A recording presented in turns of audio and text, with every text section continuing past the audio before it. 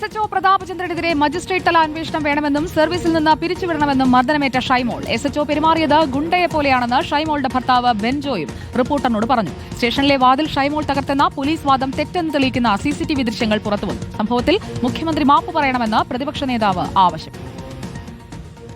കത്തി തോക്കുമായിട്ട് ഒന്നുമല്ല പോയത്, പൊടിക്കുഞ്ഞുങ്ങളുമായിട്ടാണ് ഞാൻ സ്റ്റേഷനിൽ കയറി ചെല്ലുന്നത്. പുള്ളി ഒരു എന്താ പറയാ, ഒരു ഗുണ്ടേരെ പോലെയാണ് പെരുമാറുന്നത് എല്ലാവരും അടുത്തും. നിയമപരമായിട്ട് തന്നെ ഞങ്ങൾ മുമ്പോട്ട് പോകും. 1.5 വർഷത്തിന് ശേഷം പേരിനൊരു സസ്പെൻഷൻ അല്ല വേണ്ടത്, സർവീസിൽ നിന്ന് പിരിച്ചുവിടണം. പോലീസ് ഉദ്യോഗസ്ഥർ തന്നെ അന്വേഷിച്ചിട്ട് കാര്യമില്ല. മജിസ്ട്രേറ്റ് തല അന്വേഷണം വേണമെന്നും ഷൈമോൾ ആവശ്യപ്പെടുന്നു. എറണാകുളം ACJM കോടതിയിൽ നിയമപോരാട്ടവും തുടങ്ങി. പോലീസ് സ്റ്റേഷനിൽ സംഭവം നടന്ന സമയത്തെ കൂടുതൽ CCTV ദൃശ്യങ്ങൾ പുറത്തുവന്നു. ഗർഭിണിയായ ഷൈമോളെ മർദ്ദിച്ച ശേഷം SHO പ്രതാപചന്ദ്രന്റെ നേതൃത്വത്തിൽ സ്റ്റേഷനിൽ നിന്ന് പുറത്താക്കി. പോലീസ് സ്റ്റേഷനിലെ വാതിൽ ഷൈമോൾ തകർത്തെന്ന വാദം തെറ്റെന്ന് ദൃശ്യങ്ങളിൽ വ്യക്തം.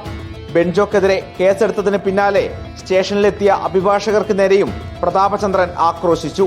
ക്രിമിനൽ പോലീസുകാരെ സംരക്ഷിക്കുന്നത് CPM എന്ന പ്രതിപക്ഷ നേതാവ്. ഈ ക്രിമിനലുകളായ പോലീസുകാരെ സംരക്ഷിക്കുന്നത് CPM ആണ്, മുഖ്യമന്ത്രിയുടെ ഓഫീസുമാണ്.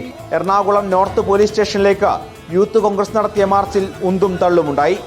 റിപ്പോർട്ടർ, കൊച്ചി.